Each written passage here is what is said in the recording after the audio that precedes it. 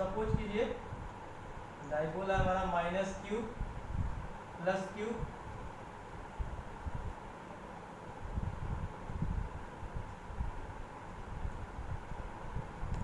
ठीक है। दोनों का बीच का डिस्टेंस कितना है हमारा 2a। Centre of dipole O, ये A, ये A, ठीक है। तो इक्वेटोरियल लाइन कैसा होगा, ये परपेंडिकुलर है, this line is perpendicular to this axial line. Suppose कीजिए यहाँ पे कोई पॉइंट P है,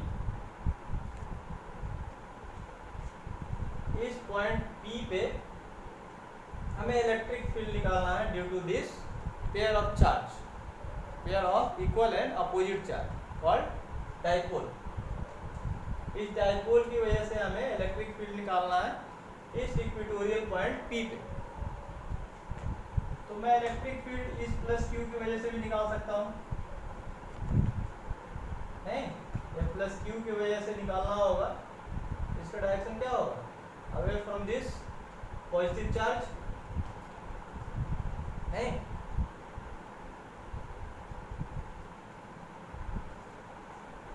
और इस माइनस क्यू की वजह से भी इलेक्ट्रिक फील्ड निकाल सकते हैं।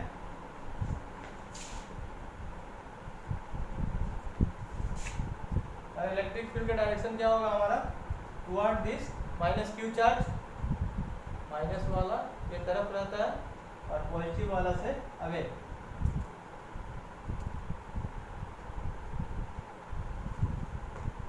तो आप देखो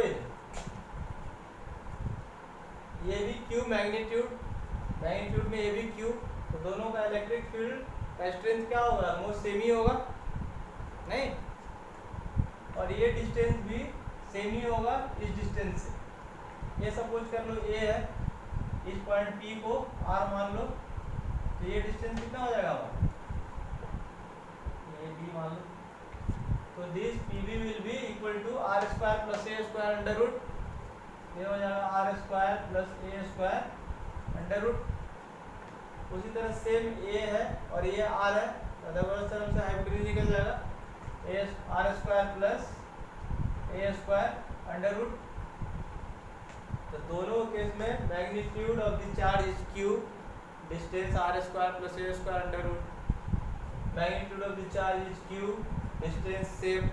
तो दोनों का हमारा इलेक्ट्रिक फील्ड का मैग्नीट्यूड क्या होगा, सेम होगा, पर डायरेक्शन इस केस में अवे फ्रॉम पॉजिटिव चार्ज और in case of this negative charge towards the negative charge.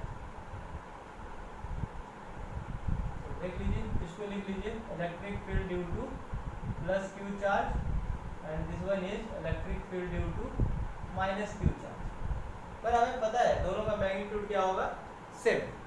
तो resultant of these two electric field will be given by parallelogram law of vector addition.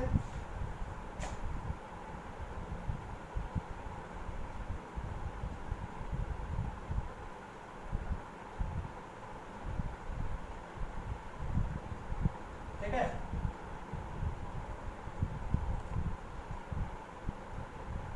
This is the resultant electric field means E equatorial,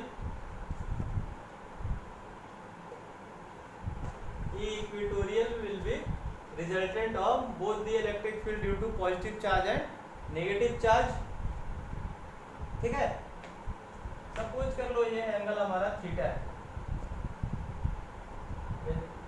ये भी angle theta ही हो जाएगा, perpendicular bisector है ए 90 degree, ये दोनों triangle congruent थे, theta तो ये भी थीटा हो जाएगा। और देख लीजिए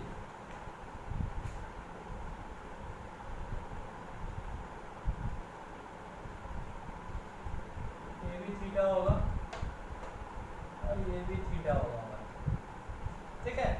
तो this electric field, resultant electric field is parallel to this axial line. और डाइपोल का हमारा डायरेक्शन क्या है, from negative to positive, but this electric field is from, this is towards right and this is towards left. ठीक है, तो parallel तो है, पर ये क्या हमारा इलेक्ट्रिक फील्ड क्या है, opposite in direction to that of the dipole moment. ठीक है, तो आप निकाल लो electric field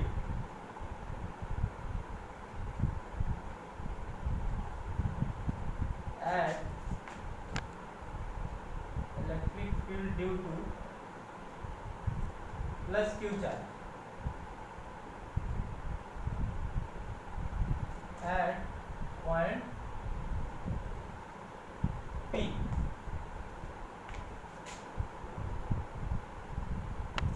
E plus q equals to 1 by 4 pi epsilon naught q upon R square. R is this, तो इसका स्क्वायर करूंगा तो क्या होगा, स्क्वायर रूट गायब हो जाएगा, R square plus A square. ठीक है, likewise E minus Q भी उतना ही होगा हमारा. सिमिलरली इस चार्ज की वजह से भी डिस्टेंस उतना ही है, magnitude of the charge is Q. E minus Q equals to 1 by 4 pi epsilon naught Q upon R square plus A square under root का होल स्क्वायर. तो अंडर रूट गायब हो जाएगा हमारा. यूनिट वेक्टर, यहाँ पे डायरेक्शन आप mention कर सकते हो. इसका डायरेक्शन क्या होगा, अलोंग बीपी.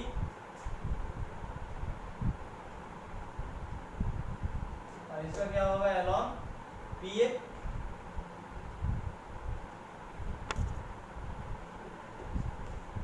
ठीक है, तो रिजल्टेंट इलेक्ट्रिक फील्ड. अभी आप एक चीज देखो, बात करो,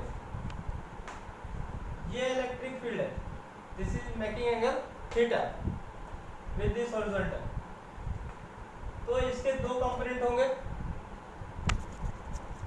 ये थीटा इधर लगा हुआ है, इधर क्या होगा, E q plus q cos theta. और इधर वाला कंपोनेंट क्या होगा हमारा, E plus Q sine theta. Like इस ई प्लस क्यू के दो component, E q sine theta और E q cos theta in this direction. Likewise E minus q, इसका थीटा इसके साथ लगा हुआ है, तो ये E minus Q cos theta, E minus Q cos theta. और इसका दूसरा कंपोनेंट इधर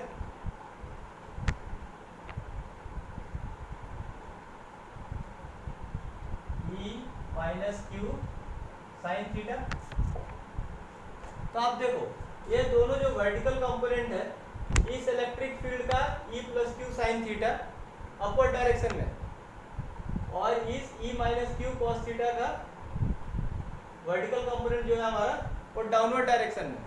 both are equal in magnitude but opposite in direction, so they will cancel each other, means they will not contribute to the electric field of the dipole. And this, the horizontal component of E plus Q is this one, E plus Q cos theta, और E minus Q का horizontal component भी क्या है, E minus Q cos theta, means both will be added, both are in the same direction. समझ में आ रहा है, तो ये दोनों कंट्रीब्यूट करेंगे, both will be added because they are in the same direction. The net electric field will be due to summation of this E plus Q cos theta and E minus Q cos theta. और हमें पता है E जो E plus Q is equal to E minus Q, दोनों case में तो वही आया हमारा 1 by 4 pi epsilon naught 1 by 4 pi epsilon naught Q R square A square R square A square.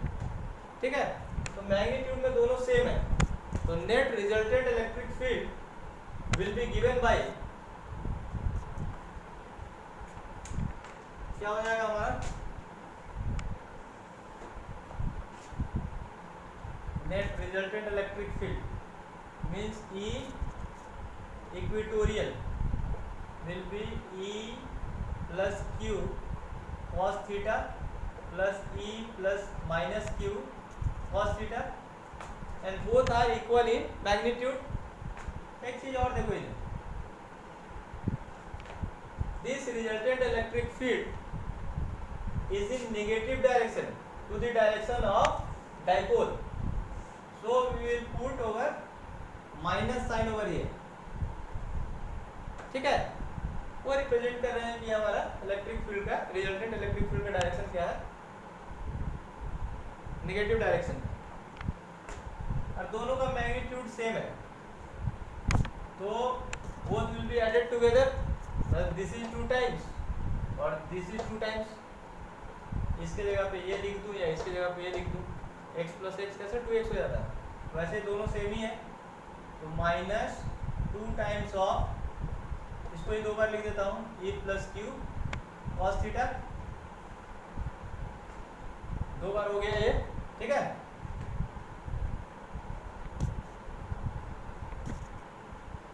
अब EQ का कोई भी एक वैल्यू लिख दो, इधर से लिख दो, इधर से, दोनों सेम ही है, कितना हो जाएगा 1/4 पाई epsilon not Q upon R square plus A square unit vector, ठीक है, 2 टाइम्स हो गया। अभी देखिए cos थीटा, किसी एक ट्रायंगल से ले लो, इस ट्रायंगल को ले लो या इस ट्रायंगल को ले लो, सब कुछ चलो राइट साइड वाले लेता हूँ, तो cos थीटा क्या होगा, ये थीटा है तो सामने वाला क्या है परपेंडिकुलर, तो ये क्या हो जाएगा बेस, 90 के सामने हाइपोटेन्यूज, तो cos थीटा इक्वल्स टू क्या होता है, मैं इस ट्रायंगल को ले रहा हूँ, ठीक है, ये थीटा है हमारा, ये क्या है, बेस ये है, और हाइपोटेन्यूज क्या है R square plus A square, तो cos थीटा क्या हो जाएगा हमारा B/H, नहीं, तो cos थीटा के बगल में लिख लो B की जगह पे क्या है हमारा base by hypotenuse R square plus A square under root को क्या लिख सकता हूँ मैं, पावर 1/2, ठीक है।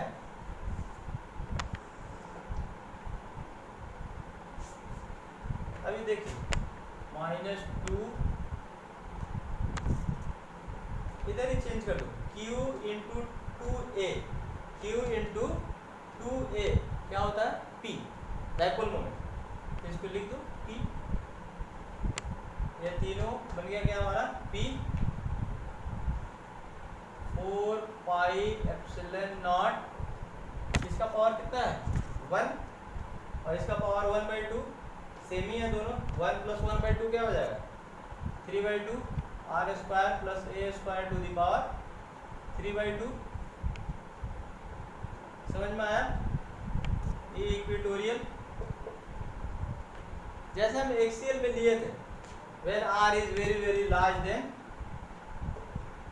A, then A square will be very very small, means this will be equal to 0, तो मैं इसको अगर करता हूँ इधर वो केस लेकर के, ये केस है हमारा R is very very large than A, तो A स्क्वायर नेगलेक्ट हो जाएगा, A स्क्वायर नेगलेक्ट हो जाएगा मतलब वैनिश हो जाएगा, means P/4 pi epsilon naught, ये R square to the power 3/2,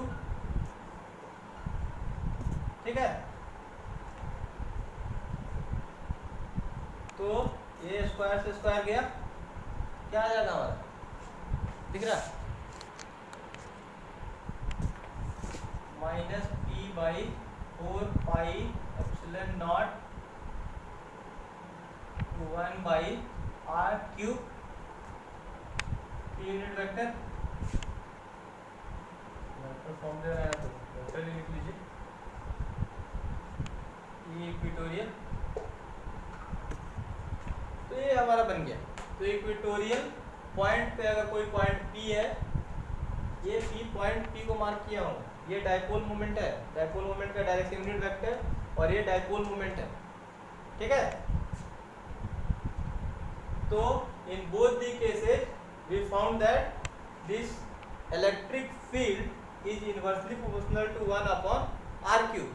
इधर आप ध्यान दो, पहले हम जो निकाले थे ई एक्सियल वो क्या निकला था, सेम ही निकला था हमारा, पर ये 2p था यहाँ पे 2p by 4 pi epsilon naught 1 by r cube था। ठीक है, यहाँ से 2 गायब है, मीन्स एक्सियल वाला इलेक्ट्रिक फील्ड क्या होता है हमारा, ज़्यादा होता है। E axial is 2 times, E axial is 2 times of E equatorial. ठीक है, this is relation between electric field lying on the a point lying on the axial and the point lying on the equatorial, means axial वाला ज़्यादा ताकतवर होता है। ठीक है, so we will meet again with next topic। ठीक है, bye, see you।